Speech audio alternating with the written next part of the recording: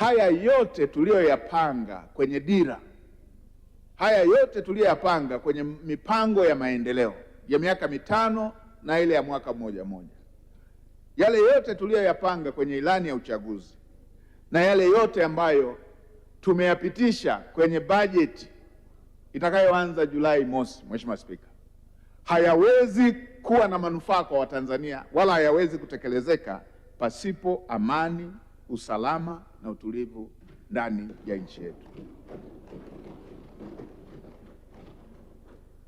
Hivyo basi, uwepo wa amani umeendelea kuwa msingi muhimu wa shughuli zote za kiuchumi, kijamii na kisiasa, na hivyo kuifanya nchi yetu kuendelea kuvutia uwekezaji na kuimarisha ustawi wa wananchi wa Tanzania.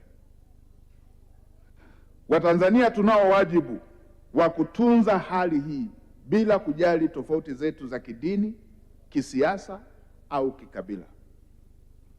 Nitoe rai kwa kila mmoja wetu kuhakikisha kuwa analinda na kuitunza tunu hii ya amani na utulivu wa nchi yetu. Na wasisitizia Watanzania wenzangu wote, tuendelee kulinda amani tuliyoirithi kutoka kwa wazee wetu, waasisi wa taifa letu, huku tukizingatia sheria, kuheshimu haki za wengine, kujiepusha na vitendo vinavyoweza kusababisha migawanyiko ndani ya nchi yetu. Tuzingatie matumizi ya lugha za staha katika mijadala ya kijamii, ya kisiasa, kwani nayo yana mchango mkubwa wa kuvunja mshikamano ndani ya taifa letu. Mheshimiwa Spika, amani ikivunjika, utulivu ukitoweka, umoja wetu ukivunjika, hakuna anayebaki salama. Hivyo wale wanaojihakikishia kubaki salama, hasa wale wasio wa Tanzania ama wale walio nje ya Tanzania, wasituongoze katika kuvunja amani yetu, utaifa wetu na taifa letu.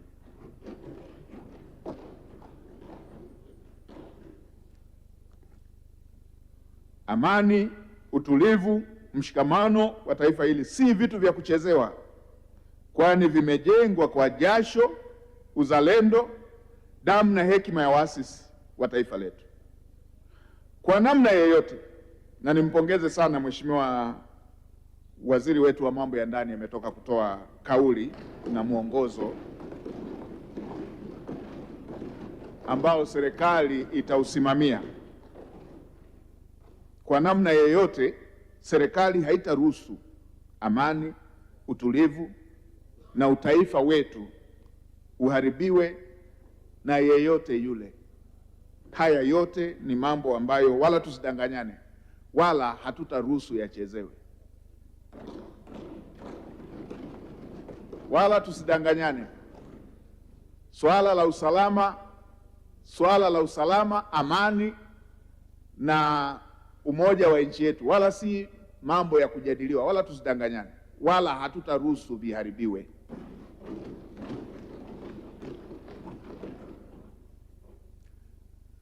Na wale wanaoelekeza kwa magrupu ya WhatsApp waje wenyewe, wasitumie watoto wa Kitanzania kama chambo.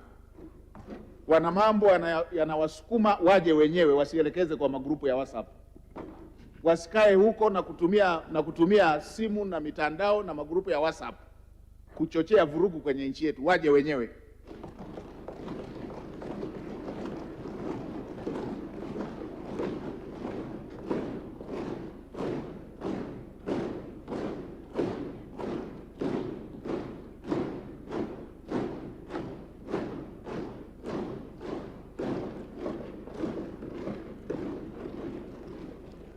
Wasiwatume watoto wa Kitanzania, wasifanyie biashara maisha ya watoto wa Kitanzania, kuwatuma kwa magrupu ya WhatsApp kwamba tukutane pale, wao wakiwa kwenye mataifa mengine kule, wakiwa wanahifadhiwa kwenye mataifa mengine, wanatunzwa, wanalishwa, alafu watumie magrupu ya WhatsApp kuwatuma watoto wa Kitanzania. Waje wenyewe.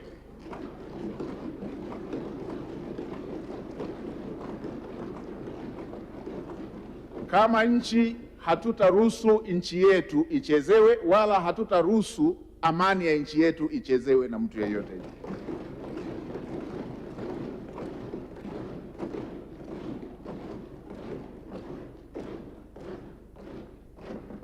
Tutalinda nchi yetu, tutawalinda Watanzania, tutawalinda watoto wa Kitanzania dhidi ya wale wanaotaka kutumia biashara maisha ya watoto wa Kitanzania. Tanzania ni nchi yetu sote, na hatutakuwa tayari kuona mtu yeyote ama kikundi chochote chenye maslahi yeyote kulitumbukiza taifa letu katika migawanyiko, vurugu, machafuko na kusababisha matatizo katika nchi yetu. Umoja wa Tanzania si jambo la mjadala, ni msingi wa uwepo wa taifa letu na ni wajibu wa kila mmoja kuutunza. Hivyo Watanzania wote ambao tumeipenda nchi yetu nzuri tuliopewa na Mungu kwa miaka yote hii, tusiingie kwenye mtego wa wale wenye tamaa na wenye maslahi yao binafsi, na hasa wanaotolea macho rasilimali za taifa letu. Hili ni taifa moja, taifa lililojengwa kwenye misingi ya kindugu, taifa lililojaliwa rasilimali nyingi. Wala hatutagawanyika wala hatutaingia kwenye mtego huo. Tulishavuka mitego hiyo siku nyingi. Tumevuka mitego ya udini, mitego ya ukabila, mitego ya vyama vya kisiasa, mitego ya ukanda, na sasa tunalo taifa moja lililojengwa katika misingi ya utawala bora na demokrasia. Kwa hiyo suala la usalama, amani na utulivu ni kipaumbele namba moja na hakuna mjadala katika hilo. Niwahakikishie Watanzania na niwahakikishie waheshimiwa wabunge, serikali iko imara, tena imara sana kwenye jambo hili.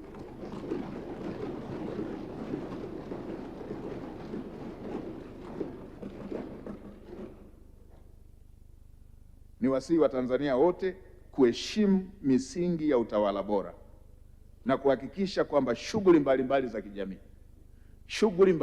za kijamii, kiutamaduni, kidemokrasia, za kiuchumi zinazingatia sheria, taratibu, mila, desturi na katiba yetu ya nchi. Tunayo katiba ya nchi yetu, ndio inayotuongoza. Hakuna sehemu katiba yetu imesema sasa tutakuwa tunapeana matamko tu, siku fulani tunataka tufanye fujo. Katiba haijasema hivyo. Hakuna sehemu ilipoandikwa kwenye katiba kwamba tutakuwa tunafanya siku fulani, tunakaa tu tunapanga tu, hatuna kazi nyingine, tunakaa tu tunapanga tu, tunatangaza kwamba siku hii tutakuwa tunafanya hivi. Hatuwezi tukaendesha nchi kwa namna hiyo. Hatuwezi tukaendesha nchi kwa taratibu hizo, kwamba watu wanakaa tu, si taifa gani huko, wanakaa tu huko, wamejifungia, wanalishwa, wanalipwa, wanatutajia tarehe tu kwamba tarehe hii tutakuwa na jambo hilo. Hatuwezi tukaendesha nchi kwa namna hiyo.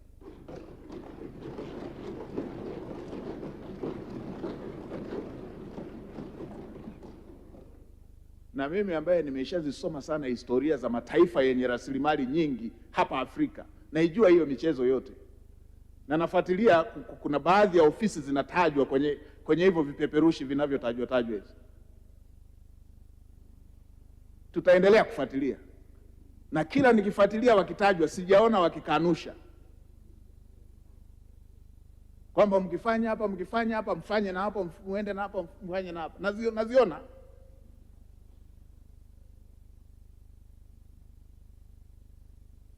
Sasa wengine tulizaliwa bila uoga. Tutafuatilia moja baada ya nyingine, lakini uhakika mmoja nawaambia,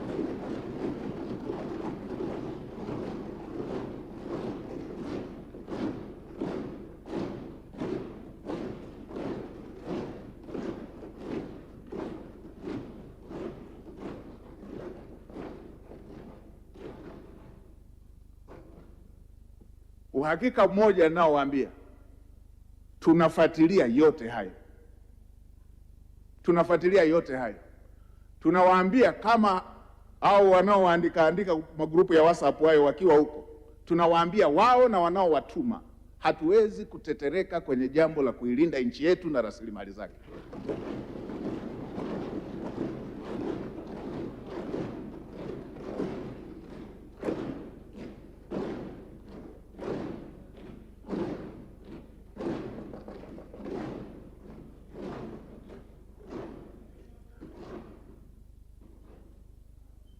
Sema rudia hapo.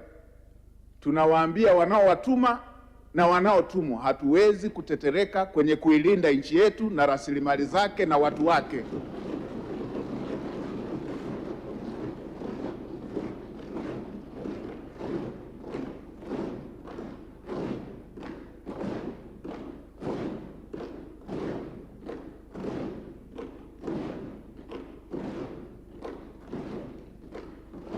Tutailinda nchi yetu, tutawalinda Watanzania, tutalinda rasilimali zake, na wala hatutaruhusu watoto wa Kitanzania watumike kibiashara na wale wenye maslahi yao binafsi. Swala la amani ya nchi yetu si jambo la mjadala, na swala la usalama wa nchi yetu si jambo la mjadala. Mheshimiwa Spika, Mheshimiwa Waziri wa Sekta, Mheshimiwa Waziri wa Mambo ya Ndani ya Nchi amelielezea kwa kirefu. Nasisitiza yale ambayo Mheshimiwa Waziri ameelekeza, taasisi zote zisimamie, zifuatilie kila hatua. Wananchi, endeleeni na shughuli zenu za kila siku. Nchi iko salama, na wala hatutaruhusu michezo iwatoe wananchi kwenye kutekeleza shughuli zao za kimaendeleo. Hatutaruhusu michezo hii iwatoe Watanzania kwenye shughuli zao za kila siku za kujiletea maendeleo. Mambo mengine ni ya kibiashara tu. Mambo mengine wanaona nchi inapiga hatua,